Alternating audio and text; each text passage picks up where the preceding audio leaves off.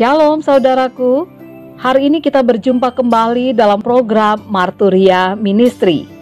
Kita bersyukur untuk sebuah kehidupan yang Tuhan berikan, untuk kesempatan dalam berkarya, untuk cinta kasih yang kita alami dan yang bisa kita nyatakan kepada sesama. Dalam rasa sukacita yang kita alami karena karya dan kebaikan Allah dalam kehidupan kita, dan bagi kita yang boleh mengalami pertambahan usia, baik itu kelahiran maupun perkawinan, kami mengucapkan selamat ulang tahun. Secara khusus bagi Bapak Dwi Warto Andrea Sitompul dan Saudara Mercy Tika Zebua. Kiranya Tuhan Yesus memberkati dan menyempurnakan sukacita Bapak Ibu Saudara sekalian. Saat ini firman Tuhan akan menyapa kita kembali. Mari kita meminta Roh Allah yang kudus untuk menuntun kita. Kita berdoa. Bapa di surga, terima kasih untuk kesempatan membaca dan merenungkan firman Tuhan. Tuntunlah kami dengan Roh-Mu yang kudus, sehingga kami dapat mengerti ketika kami membaca dan memahami serta melakukan apa yang menjadi kehendak Tuhan dalam hidup beriman kami. Di dalam nama Tuhan kami Yesus Kristus kami berdoa. Amin.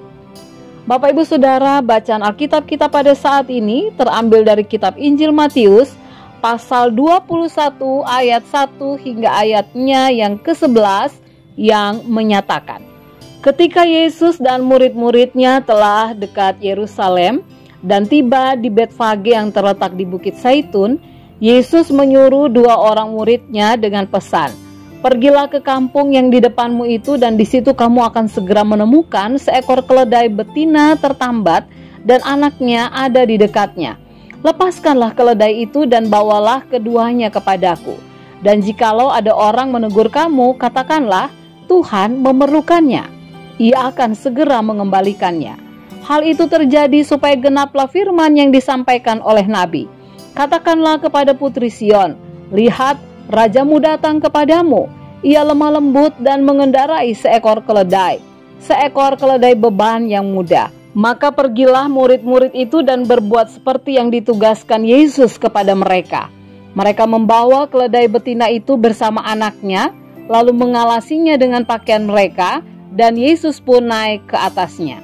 Orang banyak yang sangat besar jumlahnya menghamparkan pakaiannya di jalan. Ada pula yang memotong ranting-ranting dari pohon-pohon dan menyebarkannya di jalan. Dan orang banyak yang berjalan di depan Yesus dan yang mengikutinya dari belakang berseru katanya, Hosana bagi anak Daud, diberkatilah dia yang datang dalam nama Tuhan. Hosana di tempat yang maha tinggi. Dan ketika ia masuk ke Yerusalem, gemparlah seluruh kota itu dan orang berkata, siapakah orang ini? Dan orang banyak itu menyahut, inilah Nabi Yesus dari Nazaret di Galilea. Demikianlah pembacaan Alkitab. Cara Yesus memasuki Yerusalem adalah seperti cara seorang raja memasuki satu daerah. Ada banyak orang yang mengeluh-elukannya. Namun ada yang unik dengan kendaraan yang dipakai oleh Yesus. Ia tidak menggunakan kuda, yang merupakan lambang dari sebuah kegagahan dan kehebatan. Tetapi Yesus menggunakan seekor keledai. Apa yang terjadi sebenarnya adalah sebuah penggenapan nubuatan dalam kitab Sakaria pasal 9 ayat 9 yang menyatakan, lihat rajamu datang kepadamu, ia adil dan jaya, ia lemah lembut dan mengendarai seekor keledai beban yang mudah.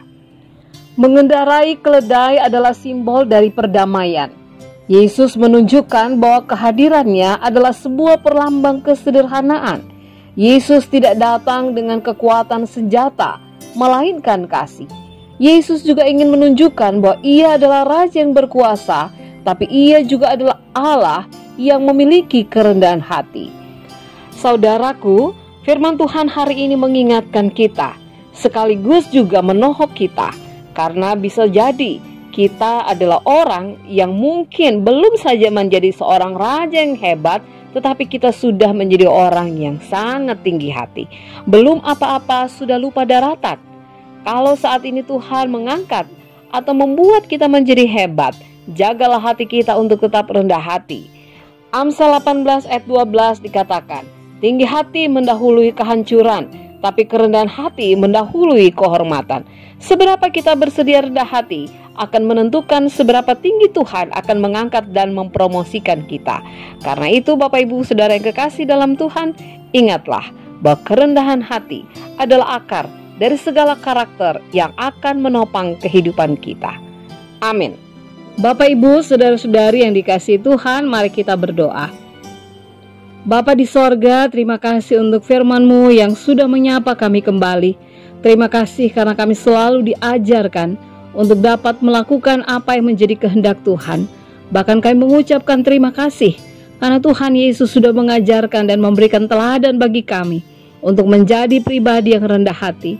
Mampukan kami Tuhan, sehingga ketika kami diberikan begitu banyak kesempatan, bahkan talenta, bahkan kehebatan, kami semakin menjadi pribadi yang mengerti bahwa akar dari segala sesuatunya adalah bagaimana kami bersikap hidup sebagai pribadi yang rendah hati. Di dalam nama Tuhan Yesus kami berdoa. Amin. Selamat beraktivitas Bapak Ibu. Mari menyiapkan diri untuk memasuki hari Minggu pertama Prapaskah dalam ibadah Minggu pagi ini. Tuhan Yesus memberkati kita.